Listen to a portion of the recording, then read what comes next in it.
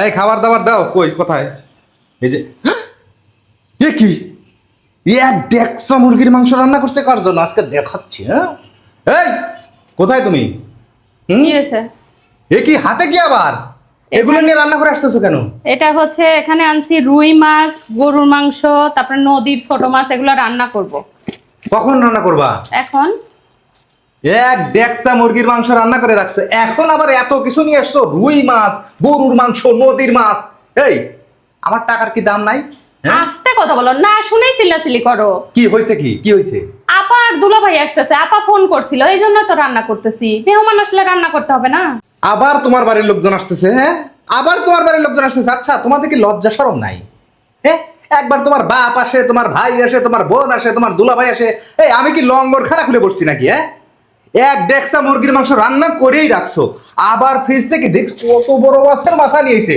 আমার কি টাকা পয়সার দাম নাই? হ্যাঁ, আমি এখানে জিয়াপদ খানা লঙ্গর খানা খুলে বসছি নাকি? কি উল্টা পাল্টা কথা বলো? মেহমান আসলে রান্না করতে হবে না? মেহমান আসছে রান্না করতে হবে, রান্না তো করছো। আর কত, আর কত?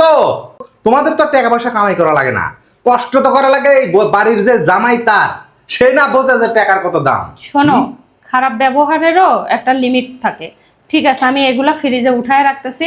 আর তোমার বোনকে ফোন করে বলতেছি যে আপনার ভাই কোনো কিচ্ছু রান্না করতে দেয় নাই। তোমার বোন যখন খাবার টেবিলে তোমার দুলাভাইকে নিয়ে চিল্লাচিল্লি করবে বসে যে আমার স্বামী আসছে, সামান্য ব্রয়লারের মাংস শুধু রান্না করা হয়েছে, আর কিছু রান্না করা হয় নাই কেন, তখন এর জবাব তুমি দিও। হ্যাঁ হ্যাঁ, ধরো ধরো ধরো ধরো ধরো। Carbon carbon carbon carbon. তোমার বোন, তোমার বোন। আমার বোন? হ্যাঁ। এই আমি না মানে এমনি বলতেছিলাম, বুঝছো?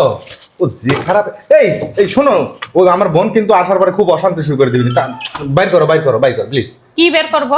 ওই যে যা যা ঢুকে রাখছো সব বাইর করো। অসম্ভব, আমি তোমার আসল চেহারা দেখে ফেলছি। আমার একমাত্র ও, দুলাভাই আসতেছে। এখন নিজের বোন, সেই জন্য তুমি এগুলো বের করে রান্না করতে বলতেছো। আর এতক্ষণ তুমি কি ব্যবহার করছো? তুমি মনে করছো আমার বোন দুলাভাই আসবে?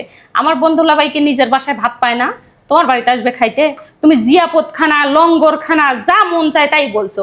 অপমানের না একটা না, limit আমি মানে একটু টেস্ট করে দেখলাম যে তোমার আসলে ধৈর্য কত, বুঝছো? না না সোনা, ওইসব ছলা বলায় আর বলতেছি না আমি, ঠিক আছে? এখন যদি রান্না করতে হয় তুমি রান্না করে খাও, আমি আর পারবো না। আচ্ছা, তোমার কাছে স্বামীর চেয়ে দুনিয়াতে আর কোনো কিছু দামি আছে বলো? স্বামীর মান সম্মান রক্ষা করা কি একজন স্ত্রীর দায়িত্ব কিনা বলো?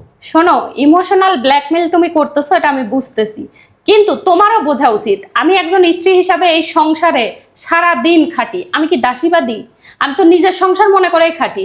তাহলে আমার বাপের বাড়ির লোকজন আসলে তুমি এরকম ব্যবহার করবা, আর তোমার বাপের বাড়ির লোকজন আসলে ভালো মন্দ রান্না করে খাওয়ানো লাগবে? এটা কি ধরনের কথা বলো? তোমার বাবার বাড়ির লোকজন আসলে যেরকম সম্মান পাবে, সেরকম তো আমার বাবার বাড়ির লোকজন আসলেও সম্মান পাওয়ার কথা, নাকি?